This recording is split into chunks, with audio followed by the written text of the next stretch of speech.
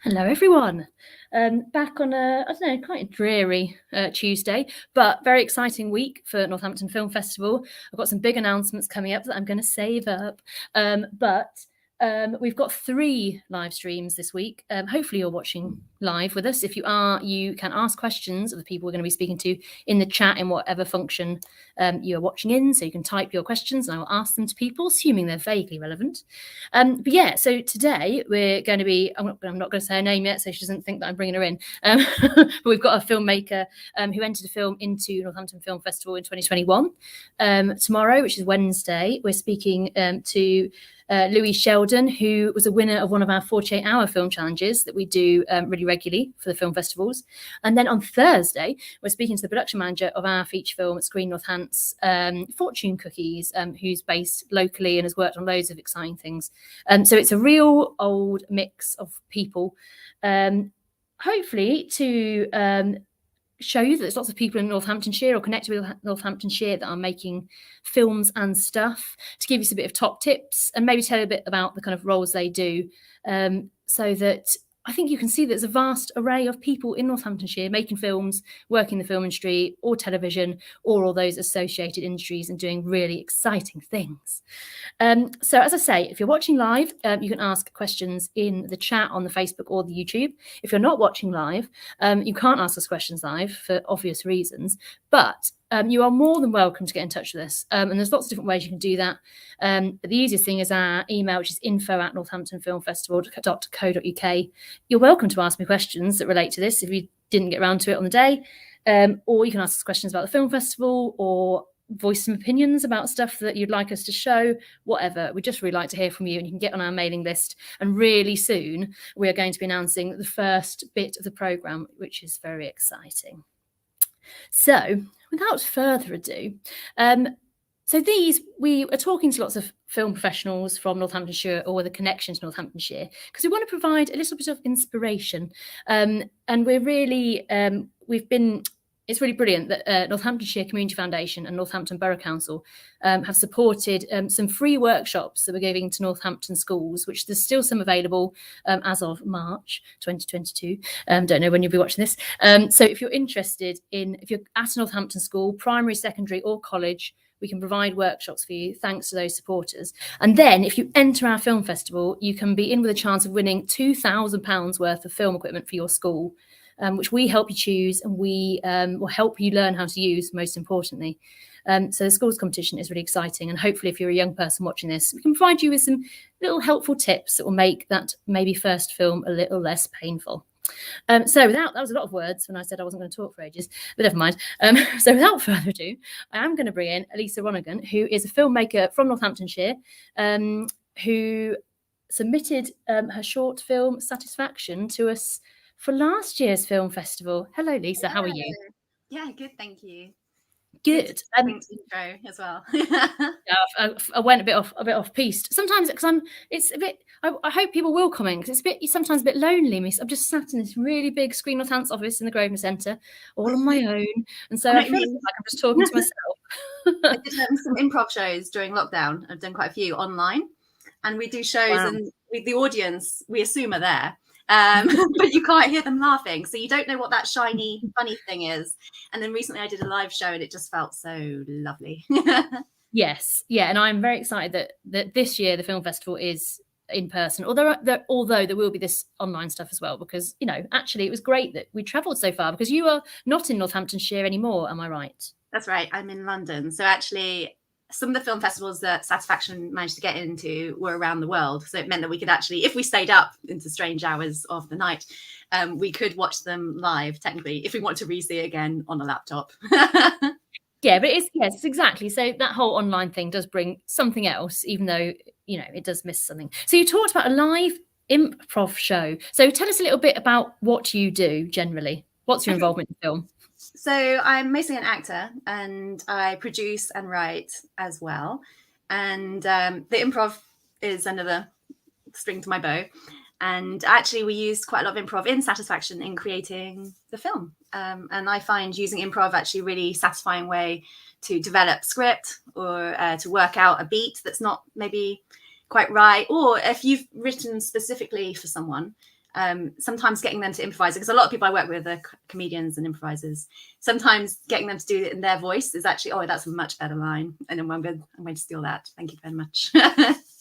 Yeah, totally. I think sometimes maybe people feel like when they're writing a script, they've got to do it on their own and present the finished thing, which is nice for feeling like it's all yours. However, actually get some other people to do some of the hard work. Yeah, I'm often collaborating for that very reason. Oh, so tell us a little bit about the film that you put in and that was shortlisted for our 2021 festival.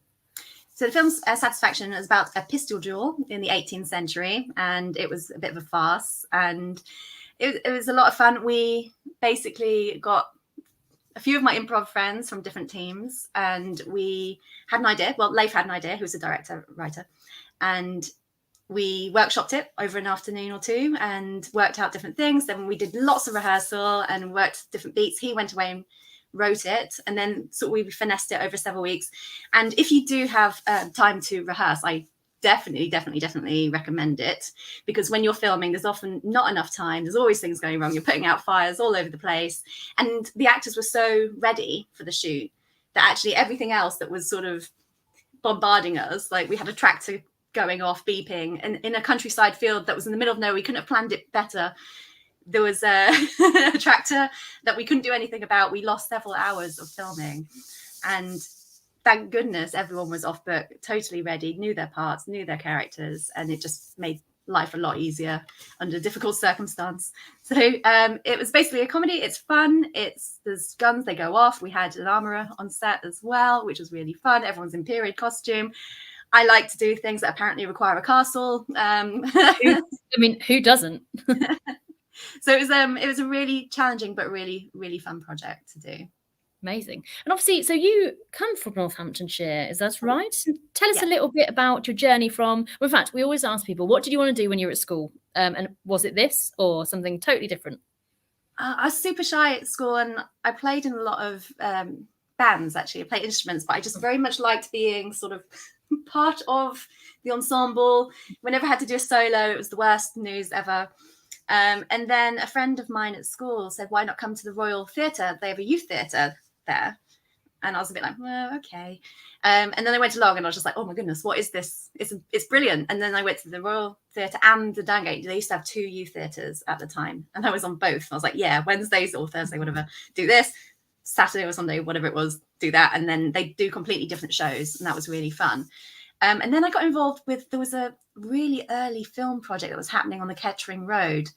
I don't think it's called Film Lab. I can't remember what it was called. And it was basically like an outreach program for young filmmakers to make stuff for like BBC used to do late night showcases of short films by like young people, I guess. Yeah. And I entered that, and it was some of the worst acting ever. My dad's in it. He dies or something, and then there's flames going up, and I'm like, you killed my father. And I just realized that I walk like this. Apparently my head bobs strangely, but it was a really fun experience. We got to go down to the BFI, which is the British Film Institute, if anyone doesn't know. And there was like a program for people sort of, I think, 12 to 16 or something. And you could go along and learn about the different types of roles within filmmaking. So at that time, it was very small. What you're doing now is so much more opportunity, I think, to work with people, collaborate, learn what the process is of filmmaking and basic editing and stuff like that. But it was a great sort of step into film, I guess. And then, I did youth theatre for a long time and did shows of different schools and did TIE for a bit and school shows. I went to Mearway, which is now Abbeyfield, I want to say. Yes. Right. And then I went to NSB, Northampton School for Boys in sixth form. And let me just say, their kit and theatre is much better than many theatres I performed in as a professional actor. I'm not gonna lie. Yeah. Well, amazing that you start out in the Royal and Derngate, because again, what a resource that is. And now obviously has a lovely cinema as well. So I mean, you went along to that saying that you hated doing solos and the confidence or whatever was quite low and not really an extrovert. What clicked? Well, in music, I was very nervous. I don't know if it's because it was other people's writing. Okay.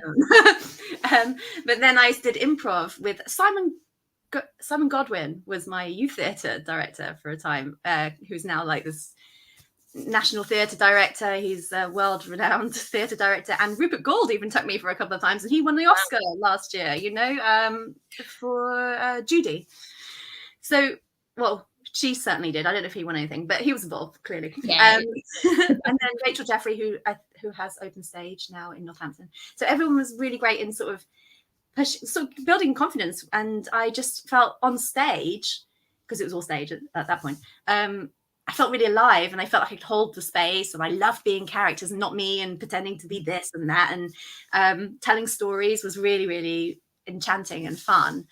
And that was the difference, I think. For music, I felt the pressure of getting it right. And I know when you're working on a script or a play, there is a vision by the director and the playwright or screenwriter, but it's your interpretation within that. And that is the same for music, but in my mind, it was just two very different things. Yeah. And I feel like I had to work really hard at music. And I do work hard as an actor, but it felt more natural. So that was the difference, I think. Yeah. Okay. Interesting. And so obviously, since performing in theatre, then you obviously have gone on to perform in films, not just the one where your dad dies. I think maybe sometimes it's hard to comprehend, if you've not been on a film set, how different acting on stage and acting for camera is.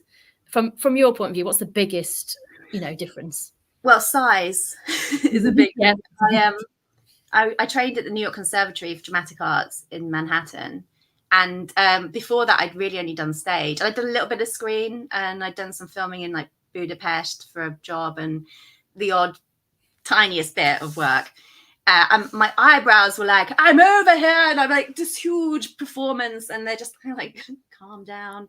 And I felt like, and then I felt like I couldn't move. I felt like I can't move at all now. And it was sort of finding that natural balance between subtlety and... So less was less for a time, but now I'm hoping less is more. So size is a really big thing. Most people want naturalistic nowadays, unless it is a sort of a heightened show. But you'd be aware of the tone before you go into that. You have to have the stamina to keep repeating things, but finding the fresh take on it each time as well. Being aware of the shots, like it might seem abstract or weird that the camera is doing a certain thing. You might think, I don't see how this is going to work, but hopefully you've got a great director and you trust them that what they're doing will totally piece together, and then you'll watch it back in the screening and go, oh yeah, that was really good actually. So you have to work with people that you trust. I mean, you don't have to, sometimes you just need the job. But it does make it a lot more stressful. Yeah. And so obviously, yes, acting is kind of where you started out. So why writing and producing? Well, often I feel like I'm waiting for other people to give me opportunities. I'm not that kind of person. I'm very proactive, and I can't just sit back and wait for them to come to me. It would be lovely. I mean, don't get me wrong. Please do get in touch and send me scripts. Yeah. But also doing improv, there were so many ideas and things that just they get said and then they disappear. And that is the beauty of improv, that you don't record anything particularly, and you don't pre-plan anything. But I feel like, there was some great little nuggets or inspirations for ideas, and thought, that would be great to tell that story, or what a great dynamic, or that was a funny line that might inspire this or that or whatever.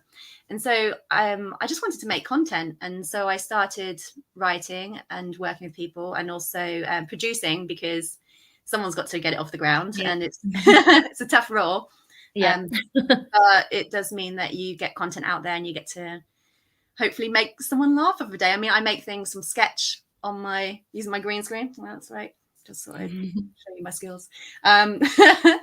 To full productions. So it varies depending on what I'm trying to create and what budget I have or time frame as well. Yeah. And so for someone who maybe, like you, is kind of like you were, starting out in film, and they've done a bit of theatre, acting, whatever, and they like the idea of having a go at film, but like never made a film, don't know filmmakers. Any top tips or ways to get started that you would recommend? I think turning up to things like events that you're running, any networking events, or things. I don't know if the Film Lab still runs. It used to run at Pictodrome, but I don't know if that's a thing anymore. I don't believe so, but there are, and there is a bit of a lack, I think, of filmmaking groups in Northamptonshire. But we hope that we can be a hub, and people don't have to do stuff just with us, but hopefully if they come to us, we can, get them to meet other filmmakers, because you're right, networking is such a big thing. 100%. Like I met, for instance, David Easton of Fanatic Films at one of those events, Giant Dwarf, lots of different filmmakers in Northampton. They are there. They're definitely there. Benji Dayton does loads of stuff. And basically, I think, or just going online to even this Facebook group, if you posted, I'm looking to make a thing, does anyone want to get together over a weekend? I bet some people would totally be up for doing that, a meet up and getting together. And there's lots of Facebook groups up and down the country with similar aspirations. You could also take like a week course or something at one of the film schools if you've got the cash to do it. To have a little taster, see what you like, because what's great about those is you tend to try out the different roles. So you get to try what it's like to be a boom mop, what it's like to be doing the clapperboard. If anything, when I had to do clapperboard at drama school, because we learnt all the parts, which was very useful before going onto a big set, I didn't feel stressed because I knew what everyone was doing. I was very nervous because you're like, oh god, the camera's rolling, it's very important I get this right. And it's not really about you at all, but you're like, all of a sudden it's difficult to say take one. Absolutely. I recommend that. I think just giving it a whirl. Everyone's got smartphones now, a lot of them shoot on 4K. You don't need that much really to make a thing and to get it at least onto the internet. I just did a web series, actually, very, very, very wonderfully written, very funny, playing a sort of Steve Carell character, very false high status, basically. Like, I think I'm so great, but it's for a startup company and I have no idea what's going on. And they were basically people who worked in tech. They do work in tech, and they wanted to make a thing. They hadn't really made anything before. They got all this stuff together that they needed and created a 8-part show. And you just think, well, that's pretty great. They just went, okay, and we'll learn what to do as we go. And they got really great actors in, and it was really good fun. And they just went, let's do it. Let's put something out. And it's very funny. Fair enough. And then, in terms, obviously, I mean, yes, you're saying have a go, and I think you learn something new every film. So on Satisfaction, obviously, you mentioned you learnt that even with the best planning in the world, sometimes you can't control locations, because that's always a nightmare. Trying to interact with the real world, where I've had it on similar jobs where someone is mowing the lawn in the house next door to where you're filming, and obviously it's just ruining sound. I mean, obviously with your period drama, you can't have a tractor. That's really bad. Anything else that particularly you learnt the hard way or whatever on Satisfaction?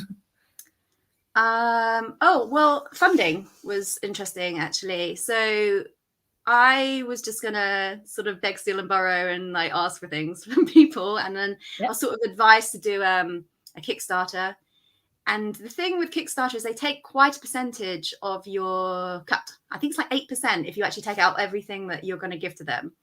And if all your investors are really your friends from Northampton, love them, and your family, then you're really giving 8% of your friends and family's money straight to a platform.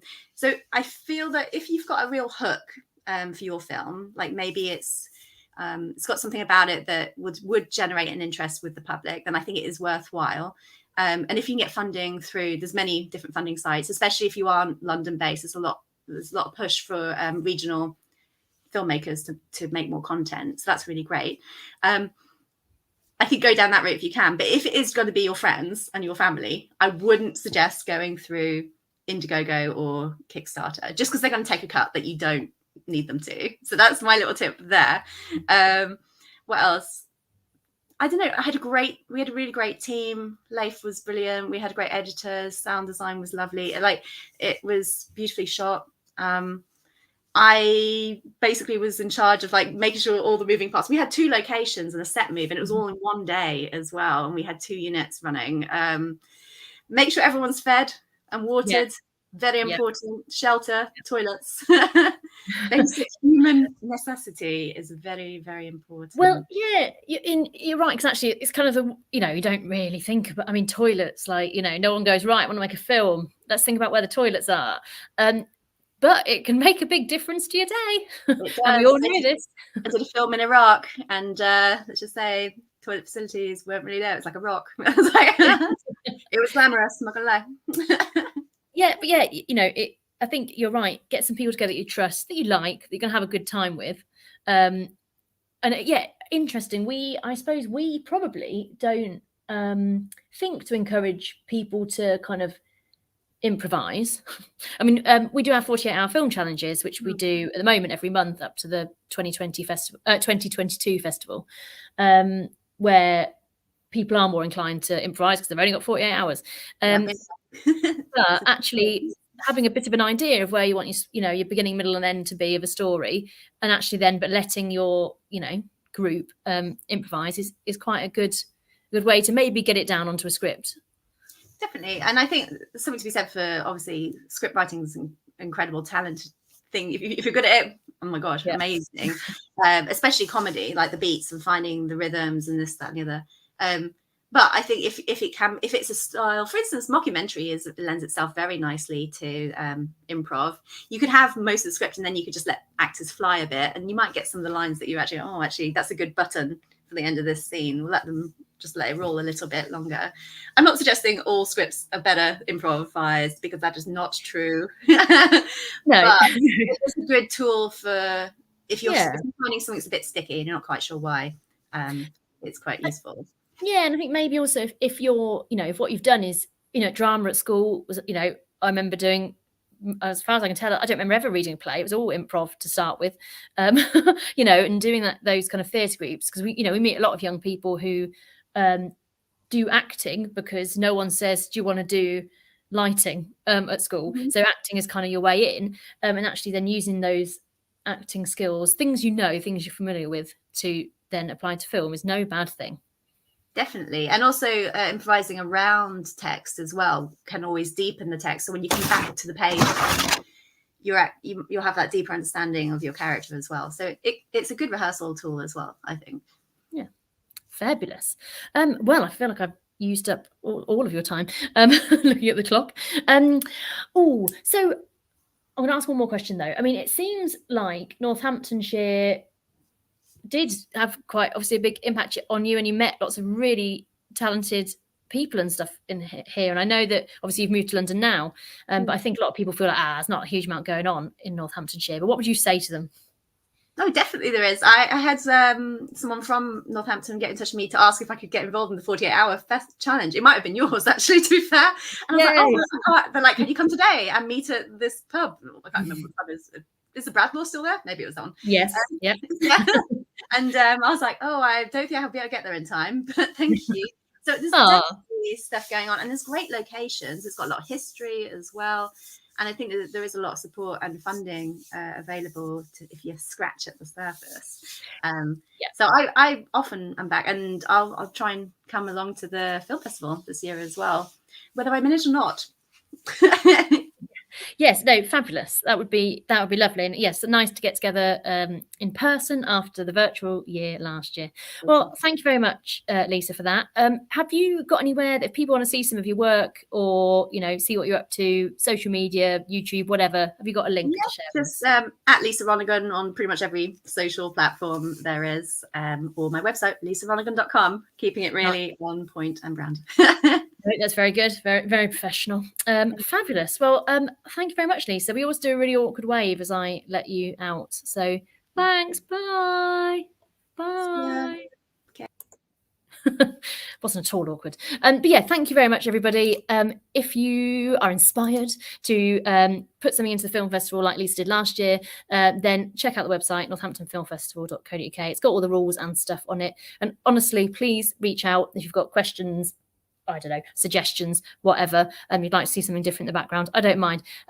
We'd like to meet as many people interested in film, whether you've done absolutely nothing or you're an Oscar-winning film professional based in the county that we just didn't know about. Please get in touch. So I'm going to do my little awkward wave now and finish off. So thank you very much, everybody.